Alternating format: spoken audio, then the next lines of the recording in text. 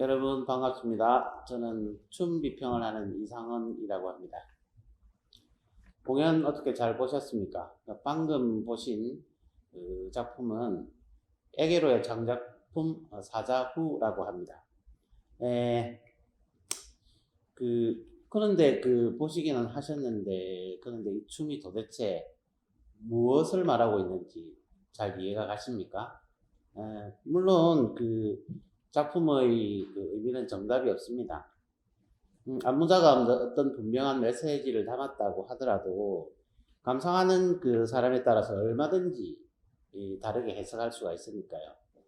만약 그 작품의 의미가 단 하나라면 우리가 굳이 시간을 들여가지고 그 공연장에 가서 작품을 감상할 필요는 없겠죠. 뭐 누군가가 이 작품의 의미는 무엇이다라고 설명을 해주면 이제 끝이니까요. 그런데 만약에 우리가 어떠한 작품을 만드는 과정을 안다든지, 그리고 또 그 안무자가 그 작품을 어떤 의도로 만들었는지에 대한 설명을 친절하게 해준다면, 우리가 만약 감상을 할 때 이게 뭘까 하는 고민을 조금 덜 할 수 있지 않을까 그렇게 생각합니다. 오늘 이 자리는 그 방금 보신 에게로 창작품 사자후가 어떻게 만들어졌는지 안무자 일부를 직접 듣고 관객 입장에서 안무자의 의도를 어느 정도 알아챘는지 확인해 보는 자리입니다. 이런 형식의 공연을 렉처 콘서트라고 그러죠. 렉처가 강연이라는 말이고 콘서트 혹은 퍼포먼스가 공연이라는 말입니다.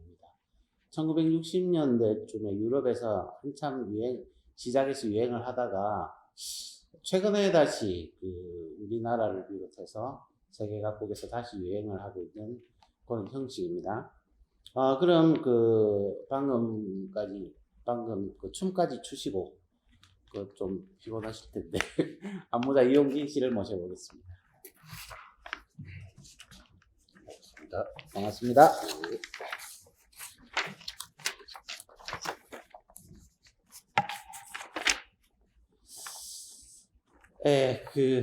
일단 인사 한번 하시죠. 예, 반갑습니다. 저는 댄스 프로젝트 에게로에서 안무를 하고 있는 이용진입니다. 에게로 단체에 대해서 간단하게 좀 말씀해 주시겠습니까? 예, 저희 에게로는 2014년도에 처음 에게로라는 이름으로 처음 활동을 했었고요. 원래는 어떤 단체를 만들어야 되겠다보다는 제가 활동을 하기 위한 이름이 필요해서 그냥 에게로라는 이름을 사용했는데 실질적인 창단 공연은 2017년도에 그렇게 하게 됐습니다. 그래서 2017, 2018, 2019, 2020년 올해까지 지금 쭉 활동을 이어오고 있고요. 관전자에게 이 행위자들의 느낌을 언어화되기 이전에 그 느낌을 조금 더 강력한 시그널로 보내줄 수 있게끔, 그래서 행위자에게서 관전자에게로 할 때 순 우리말입니다. 에게로. 에게로. 네네. 누구누구 에게로. 누구누구 에게로. 예, 그렇습니다. 예. 굉장히 약간 외국어 같기도 하고 이중적인 예, 지금 조금 의도는 했습니다. 예. 외국 사람들이 그게 그 단체를 이름을 그렇게 지으신 이중적 의미의 그 단어를 사용하는 게 아마 요번에 사자후라고 했던 거기도 좀 나타나는 것 같습니다. 그건 조금 이따가 이야기하고요. 그러면 제가 이제 지금 관객분들이 직접 질문을 뭐 하시면 좋겠지만 지금 상황이 그렇지 않으니까 그 관객분들을 대신해서 제가 몇 가지 이제 질문을 일단 드리겠습니다. 우선 그 사자후 이 작품이 언제 만들어졌고 이 작품을 어떤 계기로 안무를 했는지 궁금한데요. 먼저 방금 말한 우리가 사자후라는 제목을 왜 이렇게 정했는지, 이 표기는 사자는 한글이고 후가 WHO 누구라는 영어로 표기를 하시는데 사실 발음상으로 후이라면 한자 후, 그죠? 울음 후. 그러니까 사자 후면 사자의 으르렁거리는 울음소리라고도 듣기만 하면 그런 의미도 된다는 말이죠. 그렇죠. 그런데 글로 읽으면 WHO가 되니까 또 이중 의미다 말이죠. 이 사자후라는 제목을 이렇게 정한 이유부터 해서 언제 창작하셨고 어떤 계기로 하셨는지 먼저 좀 말씀해 주십시오. 우선 제목인 사자후라는 그 텍스트는 제가 뭐 단체명에서도 아시겠지만 말장난을 좀 좋아하는 편입니다.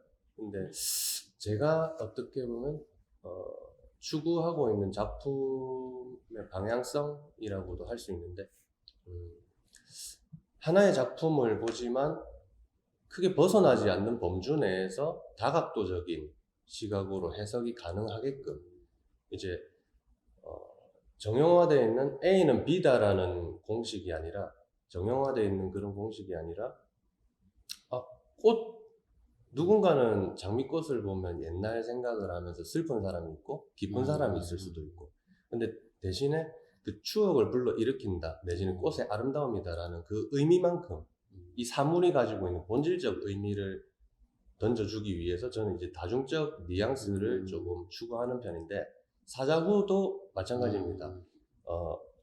저희가 던지는 메시지가 사자의 일갈처럼 관객분들의 가슴 속에 그렇게 박혀서 다시 한번 이 삶을 생각해 볼 수 있도록 본인의 삶을 다시 반추해 볼 수 있도록 하는 것이 의도이기도 하고 그 다음에 과연 이 작품의 흐름상으로는 과연 사자가 누구냐 뒤집어질 수도 있는 이 가불관계 가불관계에 대해서 과연 이 시대에 진정한 사자는 진정한 강자는 누구냐 또 어떻게 보면 이 동물의 세계처럼 약육강식의 세계가 아닌가 인간이 사는 세계지만 좀 그런 것들을 해학이나 풍자적으로 하기 위해서 조금 반어법 비슷하게도 사용을 한 거고요.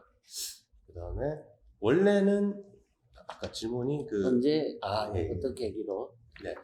이 작품을 만들게 된 계기가 원래 이 작품은 17년도에 사실 행사 의뢰가 들어왔습니다. 네. 저희도 활동 초기여서 저희 단체 레파토리가 없던 차에 그 울산 지역에서 어떤 기획이 있었는데 그때 이제 북청사자를 모티브로 한국무용 창작이 있고 현대무용 창작이 들어가는데 저희가 현대무용 단체로 섭외가 됐었어요. 그렇게 해서 북청사자 원본을 하시는 선생님들이 내려오시는데 그렇게 공연을 3개를 꾸려보자 라고 해서 부산에서 저희가 이제 짜게 됐는데 그때 제목은 사자의 서였습니다. 그 당시에는 조금 더 지금 분위기보다는 다크한 분위기가 있었고요. 사자의 서였는데 다시 한번 이 작품을 수정을 하면서 있다가 보니 사자후라는 제목이 더 맞겠더라고요. 그렇게 해서 행사가 들어와서 하다 보니까 너무 좀 우리는 짜야 된다 해서 그냥 아무 생각 없이 짰는데 여기까지 오게 됐네요. 네. 보통 이렇게 막 재고 힘을 팍 주고 만든 작품보다 어떨 때는 힘을 완전히 빼고 그냥 거의 아무 생각 없이 만든 작품들이 의외의 공을 얻는 경우가 많거든요. 네, 맞습니다. 보통 음악 같은 것도 그렇고 대중이 좋아하는데 물어보면 한 5분 만에 작곡했다는 이런 거 같죠. 이것도 그렇습니다. 아마 저도 이제 많은 안무가들의 작품들을 보고 과정을 보면서 안무가가 너무 긴장하면 해가 만들면 작품이 사실 무겁고 관객이 이해하기가 조금 힘든 경우가 많은데 이거 같이 아예 편하게 작품을 편한 마음으로 만드니까 보는 사람도 편하고 그런 것 같습니다. 예, 사자후라는 말씀 들어보니까 사자후라는 제목 안에 사실 내용이 다 들어가 있다 그죠? 이중적인 의미 안에 예, 그래서 이 제목만 제대로 이야기를 들어도 그리고 나서 작품을 보면 아마 작품이 쏙쏙 들어오기 쉽습니다. 조금 더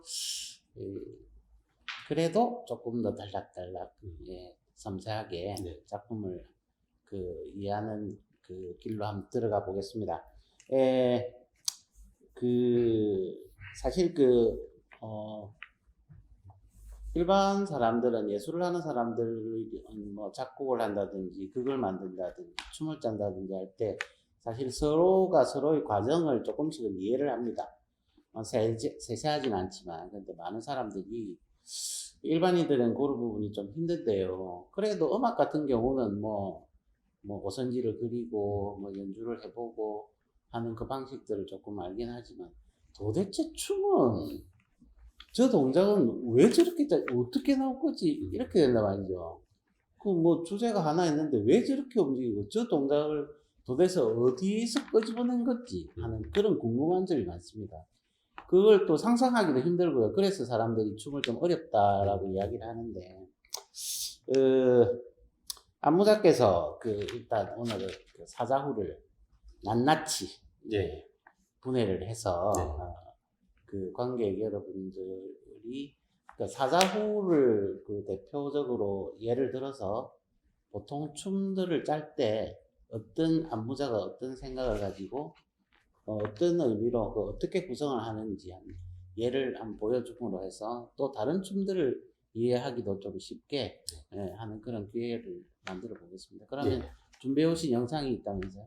예, 저희 사자후가 영상 보시기 전에 사자후 같은 경우는 지금 이제 저의 캐릭터는 원래는 그렇지 않았었어요. 원래는 그렇지 않았는데 제가 문헌이나 이렇게 도서에서 이 북청사자 노름이라는 그 연희에 대해서 이렇게 공부를 하다 보니까 북청 지역에서는 항해도 지역에서는 말뚝이 대신에 마부라고 있더라고요. 그렇죠. 네네. 마부가 있죠. 마부라는 캐릭터가 있네라고 했는데 우리가 가까이에서 알던 이 부산은 또 야류가 또 특이하게 두 개나 그렇죠. 있습니다. 수영과 예. 동네. 그 말뚝이 대표적인 캐릭터가 말뚝인데 제가 하고 있는 행위가 말뚝이더라고요. 그래서 다시 한번 수영 야류에 대해서 조금 아주 겉핥기식으로 알아보니 이런 과정이 있었고 하던 그런 데이터들을 얻게 됐어요. 그래서 연희들의 공통점을 찾다 보니 사자가 나올 때 북청 지역에서는 이제 마부가 사자를 불러내고 이렇게 하는데 이제 저의 캐릭터는 어떻게 구체화를 시킬까 하다가 타락한 말뚝이 예, 네. 옛날에는 종이었지만 옛날에는 고용된 인물이었지만 지금 현 시대에서는 이제 평등한 계급이 없는 평등한 사회이기 때문에 뭐 조상 중에 한 분이 크게 성공을 하셔가지고 지금 이제 재벌 이제처럼 그런 캐릭터로 그래서 타락한 말뚝이 그런 과정들에 대해서 설명드리기 위해서 말뚝이가 타락을 하면 돈은 번다. 그렇죠. 그렇죠. 예. 타락한 말뚝이 캐릭터 아주 재밌습니다. 자, 그러면 우선 지금 보실 영상이 북청사자노름 그 원본 네. 원본 네. 그렇죠? 네. 영상하고 수영야류 수영야류 예. 70년대 네. 그 원본 영상 예. 을 지금 우선 두 개를 먼저 보시고 이야기를 이어가도록 하겠습니다.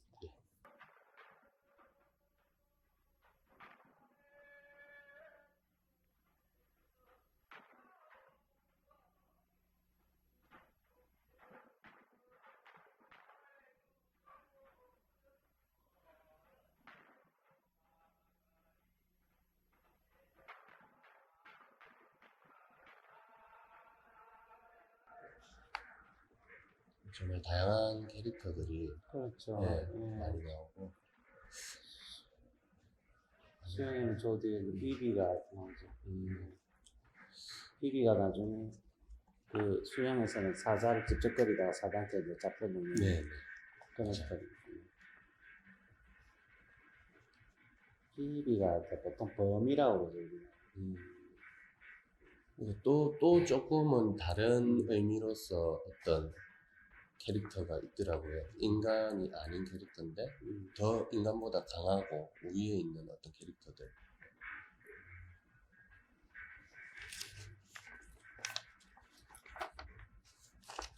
미소각가 송석화 선생은 우리나라 사자춤을 한 세 가지 정도로 분류를 하거든요. 하나는 약간 종교적인 의미의 춤, 사자춤. 하나는 종교적이고 동시에 순수 춤적인 의미의 사자춤. 또 하나는 그러니까 순수 무용으로서의 사자춤. 이렇게 세 개 정도를 구분을 하는데 북청사자가 종교적인 의미의 춤입니다. 왜 종교적이라고 하냐 하면 연초에 그 마을을 돌면서 지신밟기처럼 그 벽사의 의미로 마을의 평안을 빌어준단 말이죠. 네. 그래서 이제 북청사자를 그렇게 분류를 하셨고, 그 다음에 이제 그 수영 같은 경우는 지금 보시는 수영의 사자무 같은 경우는 종교적인 의미면서 순수무용적인 유의적인 의미 그 두 개를 갖고 있는 그런 사자춤이라고 합니다. 지금 보시는 영상은 이제 제가 참고 삼았던 캐릭터는 이제 말뚝이가 좀 많이 노는 장면인데 되게 매력적인 캐릭터더라고요. 그렇죠. 말뚝이가 조금 이렇게 익살스러우면서도 양반들을 조롱을 하는데 근데 저는 그게 되게 와닿았던 게 저기서 어떤 양반을 무참히 빨기 위해서 하는 것도 아니고 이게 다 통용이 되는 만약에 그 시절에 양반들이 저걸 문제시됐다라고 하면 저걸 금기시 시켰을 건데 그렇지도 않았더라고요 보니까. 저게 19세기 말 보통 우리가 탈춤 야류나 탈춤 같은 게 19세기 말에 굉장히 이제 활성화됐다고 보거든요. 근데 실제로 민원이나 역사적으로 보면 19세기 말에 굉장히 했는데 그때만 해도 이제 조선 사회 신분 질서가 다 흐트러지는 상태고 그래서 아마 그런 영향도 컸을 겁니다.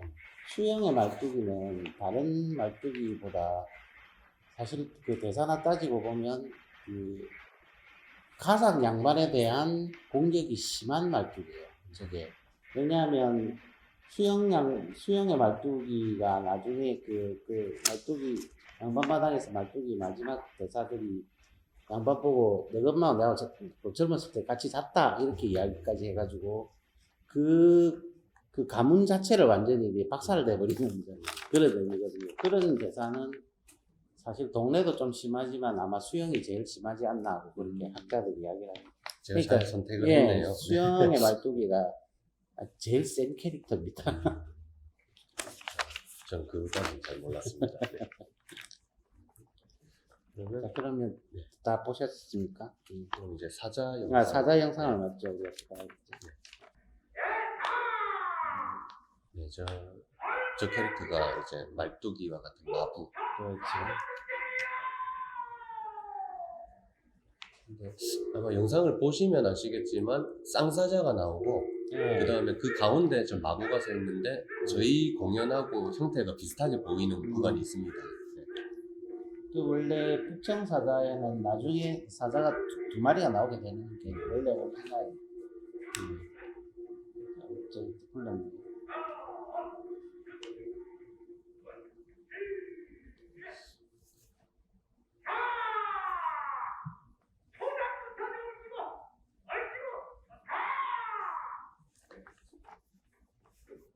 저도 이제 아까 그 두 친구가 움직일 때 저 뒤에 가운데 서서 어슬렁거리고 네, 딱 그 구도입니다. 그죠?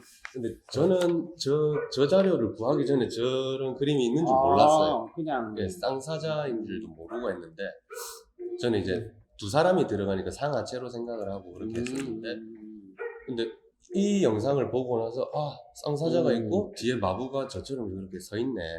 어쨌든 이 작품이 그래서 이제 얻어걸린 작품이다라고 볼 수 있죠. 여러모로 네. 저게 이제 그 사자의 네. 독특한 춤사위 모래기치기라고 네, 상하하고 좌우를 예, 얘기하는 그것도 이 작품에 넣으셨던 것 같은데. 네네 맞습니다.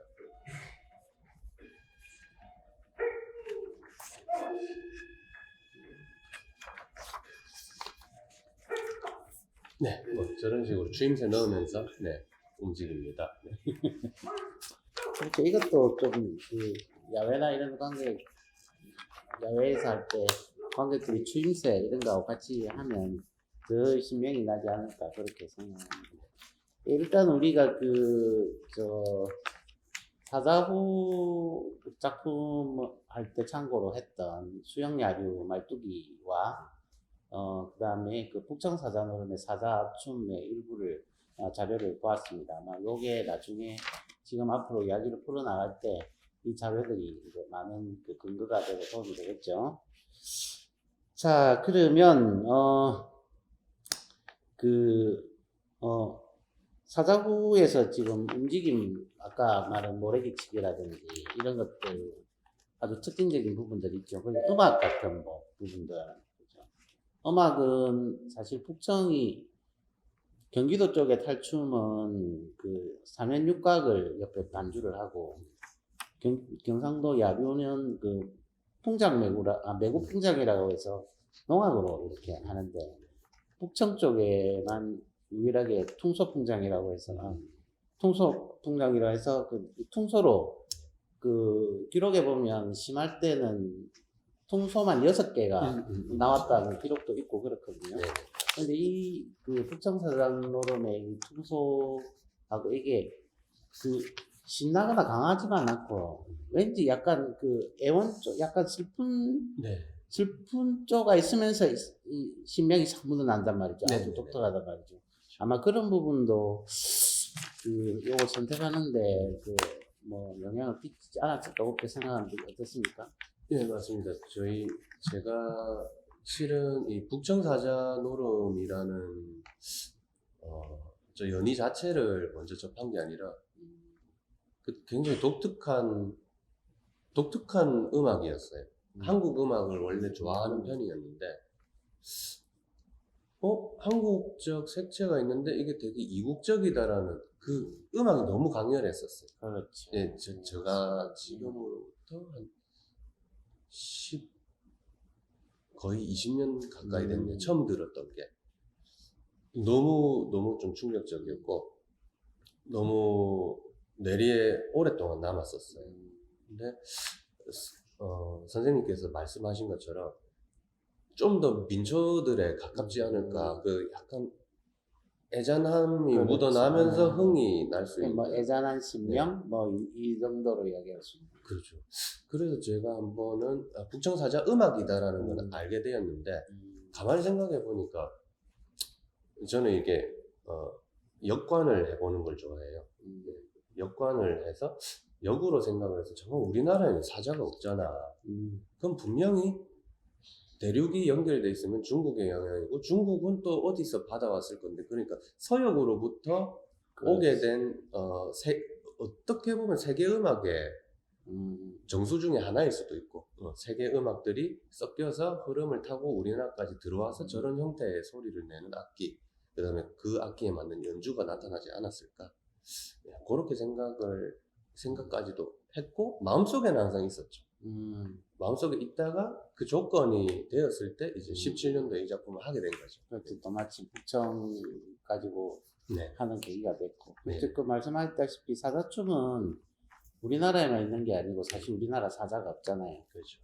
그 서역 쪽에서 특히 그 유럽 쪽으로 지금 특히나 그 아랍계 쪽에서 그 아시아 쪽에 공통적으로 있는 그 사자춤입니다. 그리고 또 그 불교권에서 사자가 등장을 하는데 보통 그 사자라는 게 그 문수보살이 타고 다니는 그 동물이거든요.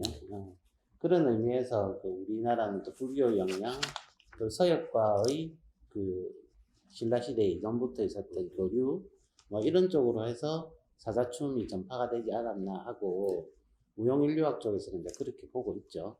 그렇게 보고 있고, 음악도 마찬가지죠. 약간 중국, 뭐 호적 비슷하게 그런 느낌도 살나고, 그렇죠. 우리나라 탈춤의 그 반주 중에 이제 가장 독특한 그 멜로디와 느낌을 가지고 있습니다. 자, 그러면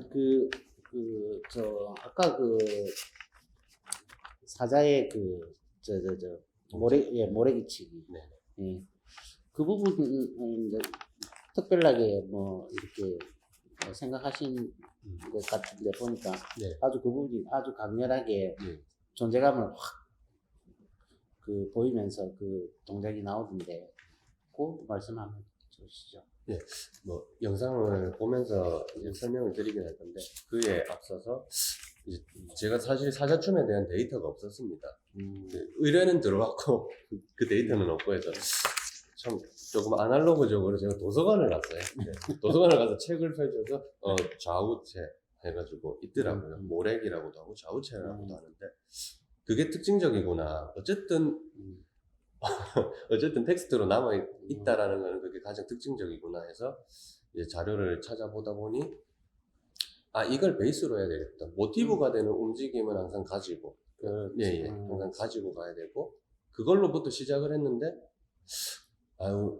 저는 그 표현을 하거든요. 정말 얻어 걸리고 숟가락 하나 얹은 거거든요. 조상님들 덕분에 네. 완전히 그렇게 작업이 되었던 작품이었죠. 그 영상을 보면서 영상을 보면서 네. 이제부터 에게로 사자후 공연 영상을 이렇게 끌어서 보면서 중간중간에 친절한 안무자께서 이제 해설을 해 주시겠습니다. 영상을 한번 보여주시죠.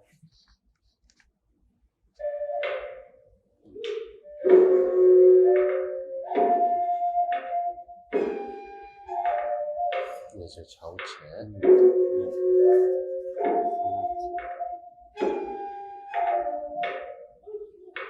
네. 그리고 저희 영상을 한번 보겠습니다. 네.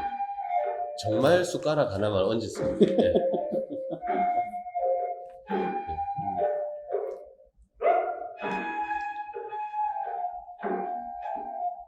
네.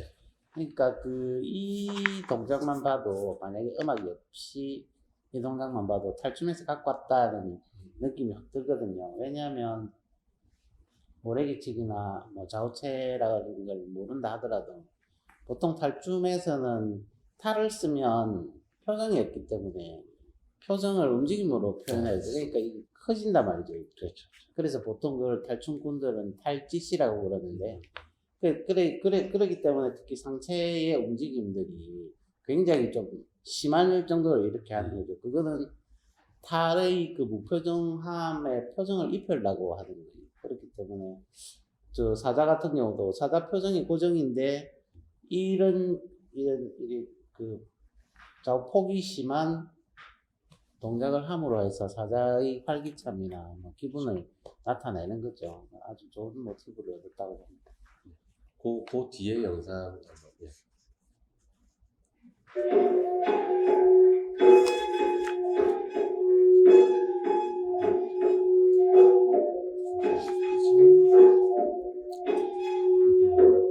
저희가 다 똑같지는 않지만 그러하다 정도의 뉘앙스들을 많이 찾아내봤어요.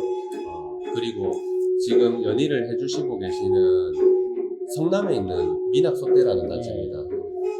저 단체 선생님들께서 저희한테 팁도 많이 주셨어요. 그래서 지금까지 계속 발전을 조금씩 시켜왔었거든요. 그러면 저런 테크닉적인 장면이 저희가 구현해냈을 때는 이렇게 바뀌게 됩니다.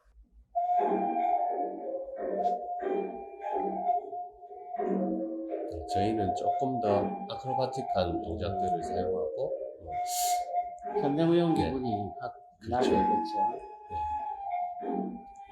아무래도 사실은 뭐 사자 탈을 만들거나 옷을 입거나 이렇게 하기에 제가 알기로는 저 사자 털을 만드는 것만 해도 엄청 비싸다고. 네, 맞습니다. 그러니까 네. 보통 뭐 한 단체에서 저 탈이 있으면 다른 단체에서 이렇게 돌려가면서 쓰잖아요. 네. 그 정도로 굉장히 이제 고가의 소품입니다. 현대무용의 묘미가 팬티 한 장만 걸치고도 할 수 있다라는 거. 다음 영상은 쭉 한번 보겠습니다.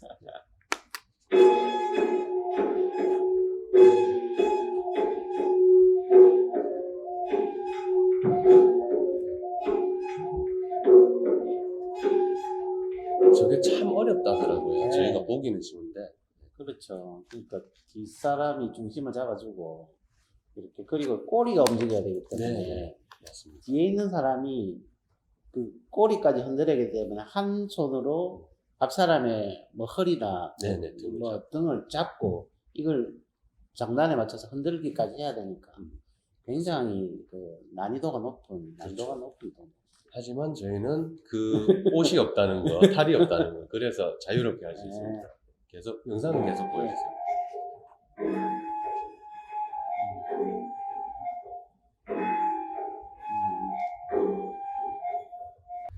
비교가 잘 되실 겁니다.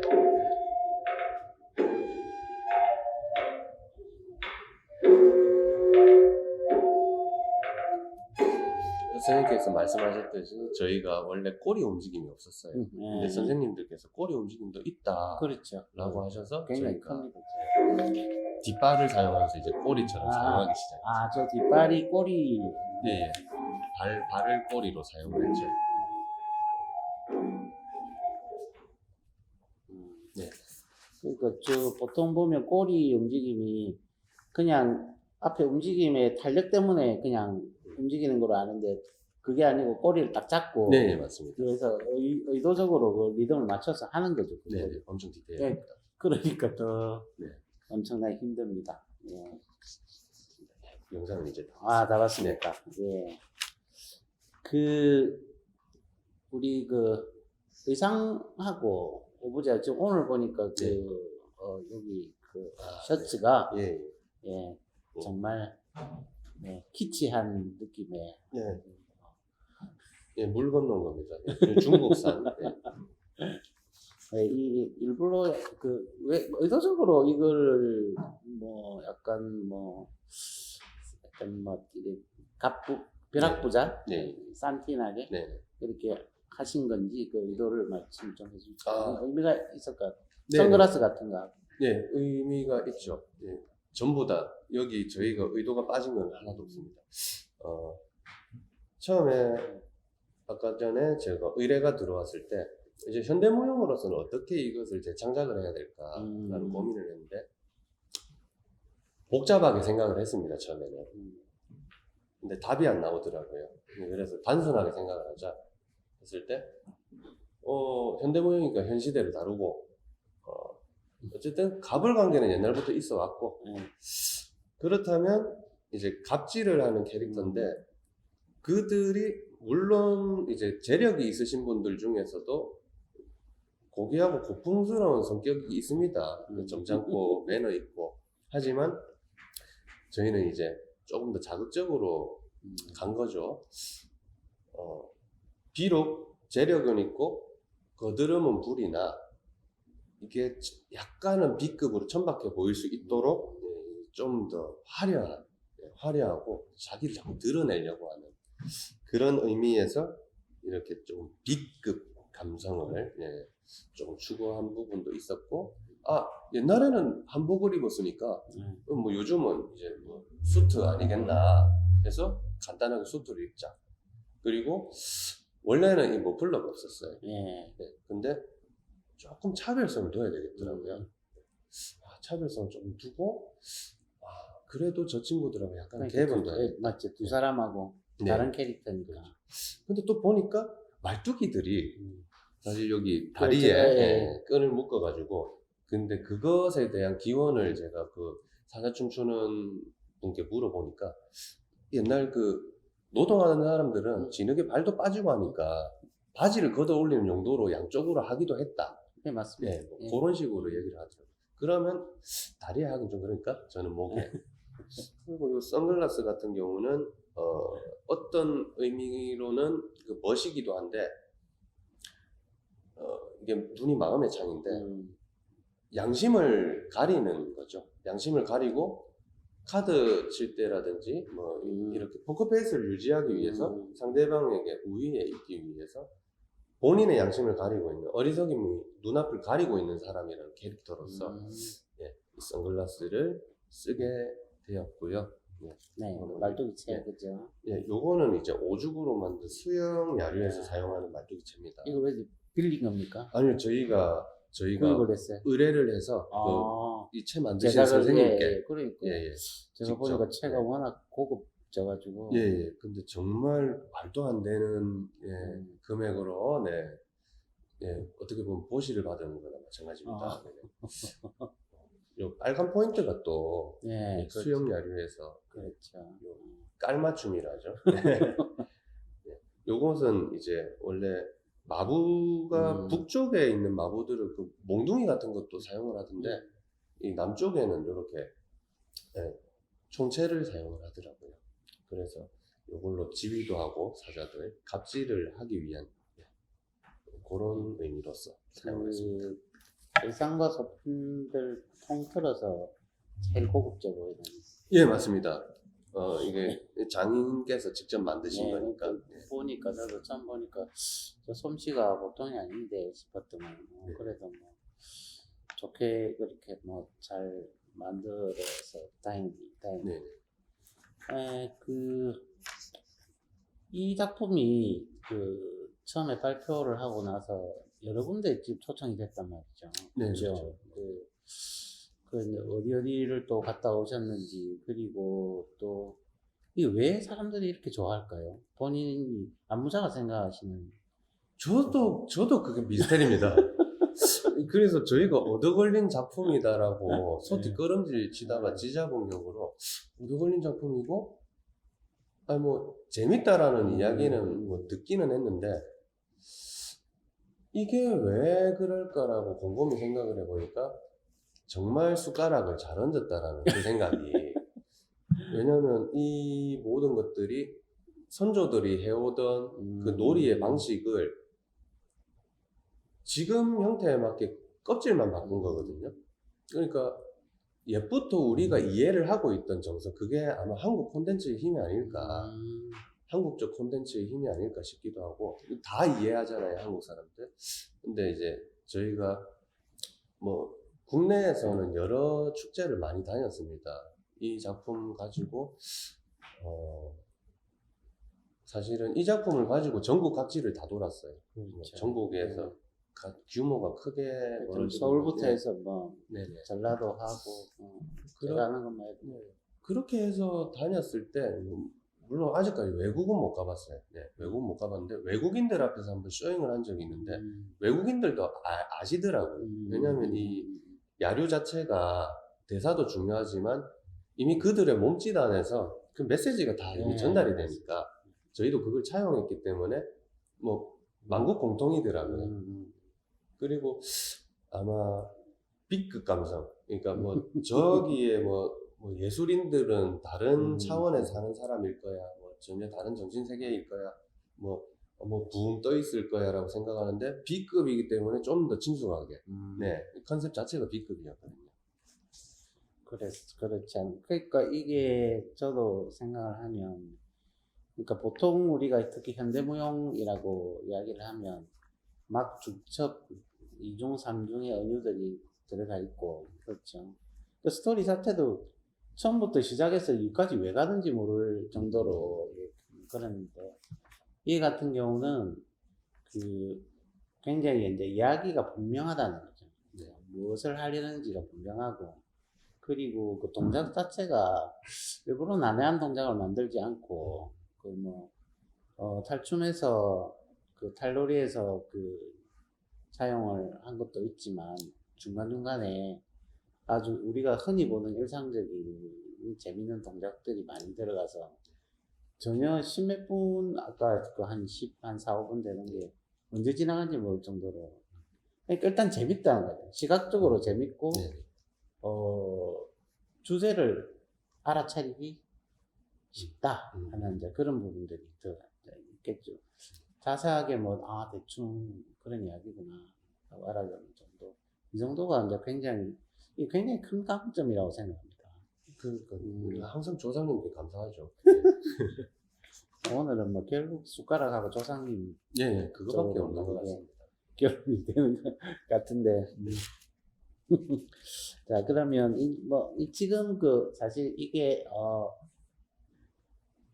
길이가 좀 짧고 해서 근데 15분이면 딱 적당하긴 합니다. 근데 행사용으로도 좋고. 그렇죠. 기동성도 있고. 맞습니다. 세 명 완전체로 하면 물론 사다춤이 들어와야 되니까 조금 규모가 더 있어지지만 세 분으로도 기본적으로 충분히 하기 때문에 아주 좋다고 생각합니다. 지금 중요한 부분들을 상세하게 말씀을 하셨고, 그래서 이제 이 작품은 안부자 입장에서는 이제 더 이상 이렇게 깔 수 없다. 그래서 관객 여러분들 중에 질문을 저희들끼리만 이야기하지 말고 자유롭게 조금 한번 해주시면 좋겠습니다.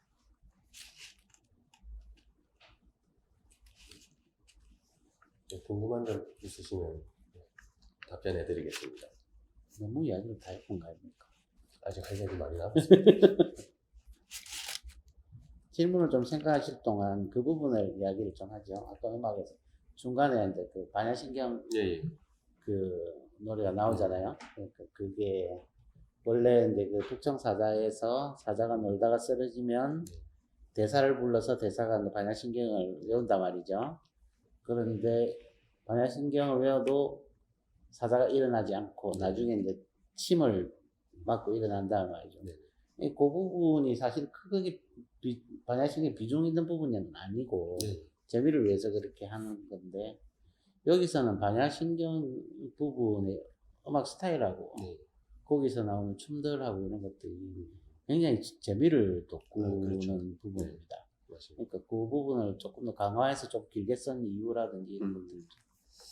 네, 그 부분이 사실은 이게 제가 탈춤, 탈놀이들을 보게 됐을 때 연산적 봉합 구조라고 하더라고요. 네, 이게 네. 이렇게 다 떨어져 있는 것들이 옴니버스 형태처럼 탁탁탁 음. 에피소드들이 다 모여 있는 그런 작품들인데, 저도 어떻게 보면은 이 사자오라는 작품은 굉장히 단편적인 에피소드예요. 그냥 갑지라는 캐릭터가 역으로 당하고 이제 역지사지 내지는 뭐 이제 전도몽상에 대한 그런 설명을 하는 부분인데, 그냥 강조를 했을 뿐이죠.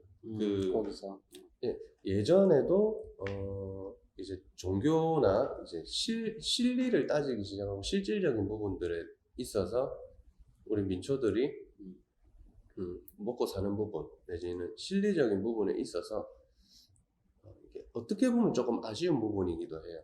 그만큼 이제 종교나 정신세계라는 것이 쉽게 다가가기 힘들고 어려운 부분들이 있는데, 한번 이렇게 역사적 배경으로 인해서 어떻게 불교라는 부분들이 쇠퇴를 하게 되고 거기서 또 이제 파괴성들이 나오기 시작하고, 뭐 다양한 의미가 있겠지만 고상하고 그런 지위들이 의외로 이렇게 능력이 없어 보인다든지 뭐 이런 것들이 야류에 나오는데, 저 역시 또 그 부분을 다 차용할 수는 없어요. 서사 구조를 길게 가질 수가 없어서.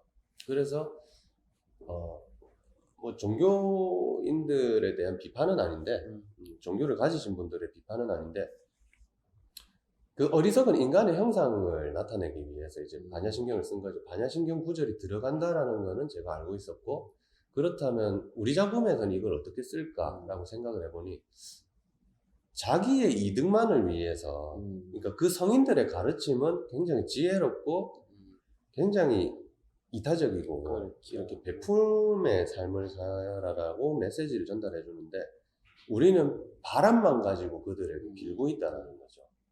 어떤 신이든 초월적 존재든 아니면 그 성자든.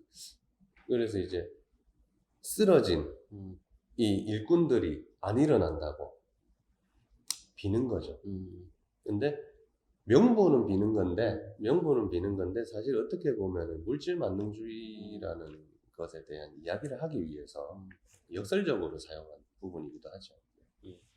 그렇죠. 원래는 그러니까 그 바람으로만 안 되니까 결국은 이제 돈을 꺼내서 돈으로 이렇게 일을 네. 일으키는 이제 그런 장면들이 그죠. 네, 토끼 대신. 예, 토끼. 맞습니다. 그 원본에는 토끼가 나오죠. 네, 토끼가 침 대신. 침 대신 이렇게. 그렇습니다. 그거를 이제 그 원극을 아주 현대적으로 또 주제에 맞게 잘 해석하는 그런 반야신경 나오는 그 부분 내가 중요한 부분으로 예, 할 수 있습니다. 이렇게 했는데 질문이 없으세요? 여기 계시는 질문. 네. 너무 자세하게 이야기해 줘. 그냥 네. 요즘에 뉴스나 언론 매체에서 가불 관계에 대해서 계속 거론되고 그것이 문제시되고 있는데,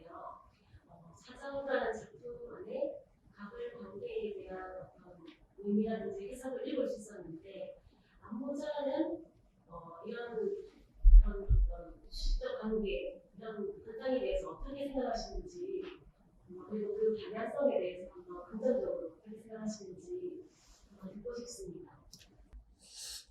이 부분은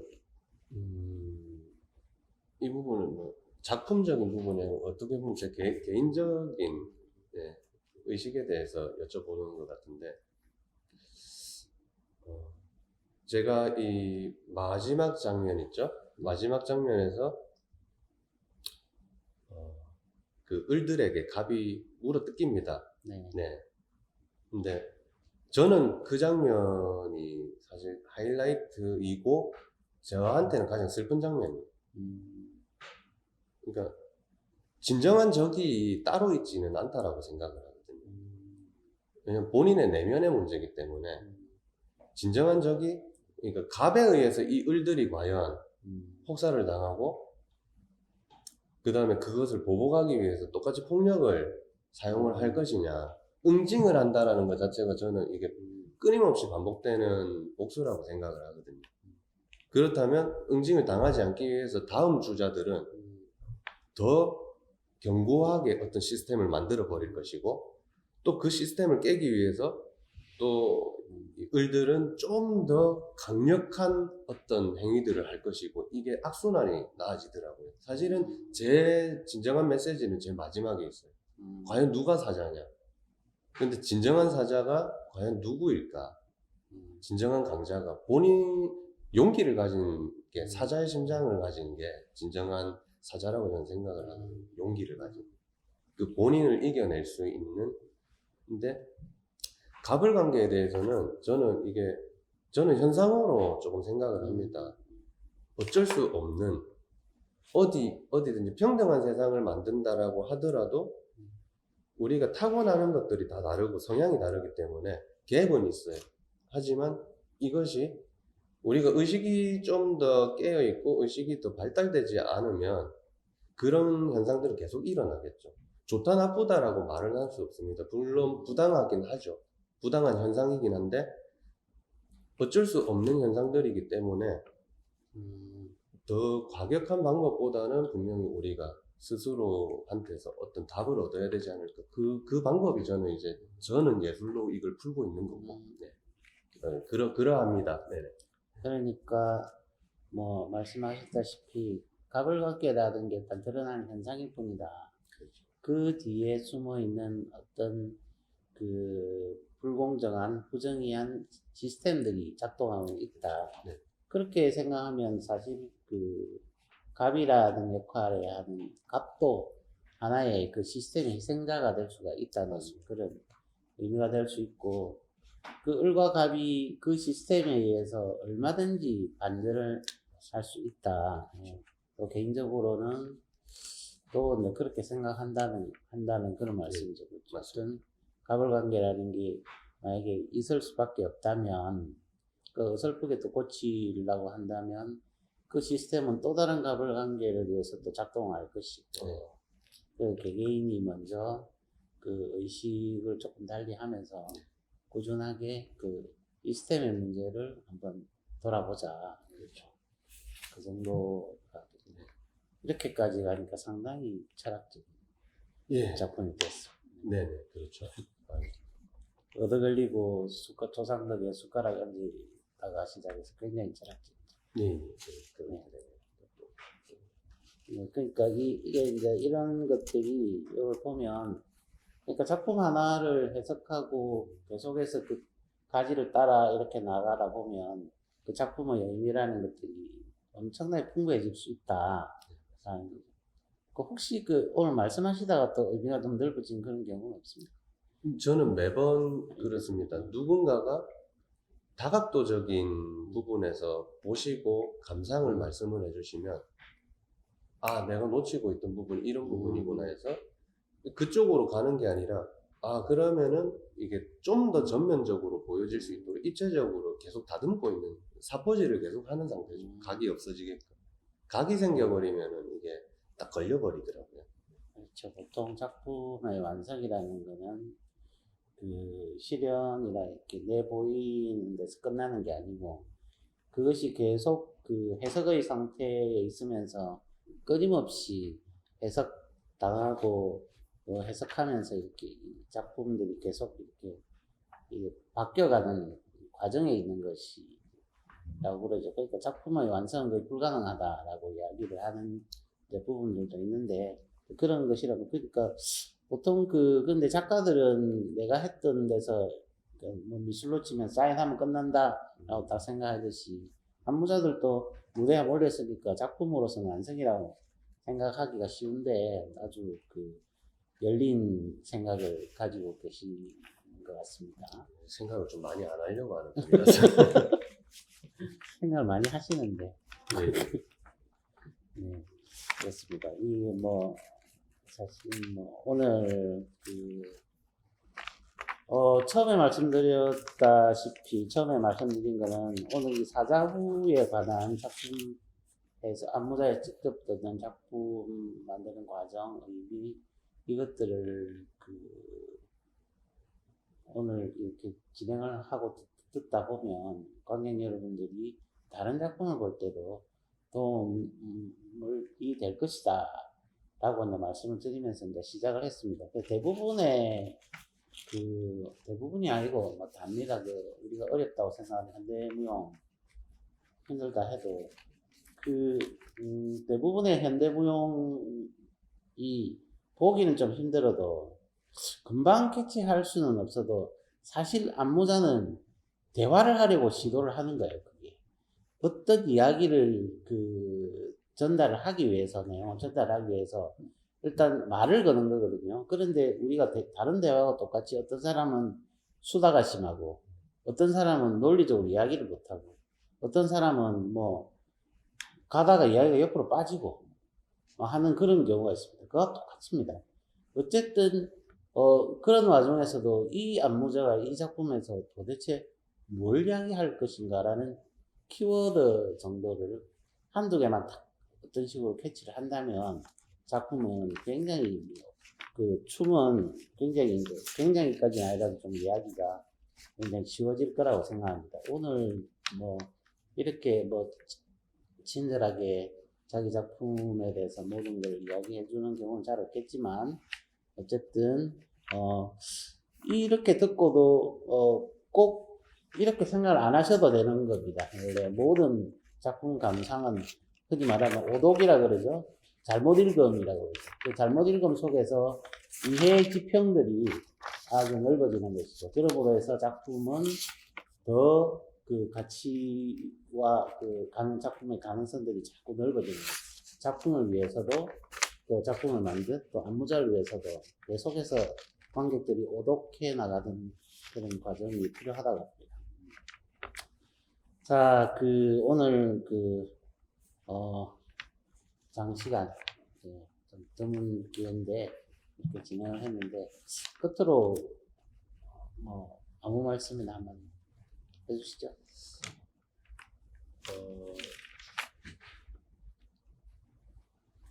공연장을 좀 찾아주시는 관객 여러분들이 조금만 알아주셨으면 하는 부분은, 무용이 어렵다고 생각을 하고 접근을 하시면 어려움이라는 그 키워드에 걸려서 더 어려워질 것 같습니다. 실시간 해독을 하시려고 하면 조금 힘드세요.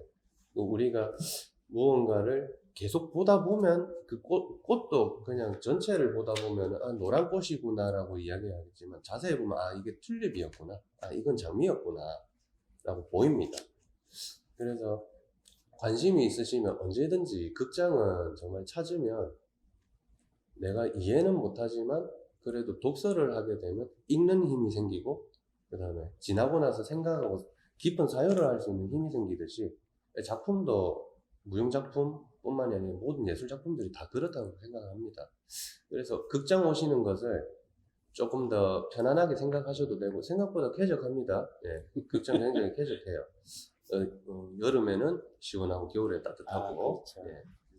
재미있는 문화를 늘 많이 즐기셨으면 좋겠고요. 어떤 이제 한 가지 바람은 SNS를 통해서도 우리가 온라인을 통해서도 굉장히 이 정보들이 생각보다 많이 있습니다. 그런 것들 찾아보시면 부산에도 공연이 실질적으로 지속적으로 일어나고 있으니까 조금씩 찾아서 여가 생활을 공연과 함께 예술과 함께 보내주셨으면 좋겠습니다. 네. 자, 오늘 끝까지 함께 해주셔서 대단히 감사합니다. 안부자 마지막 말씀 맞다나 일단 친해지려면 자주 만나고 봐야 되거든요. 요즘은 코로나 때문에 조금 어렵지만 아마 이 상황이 극복하리라 봅니다. 조금 잠잠해지면 춤 많이 보시고 극장이나 야외에서 있는 춤들 좀 많이 보시고 춤과 조금 친해지시면 좋겠습니다. 오늘 대단히 감사합니다.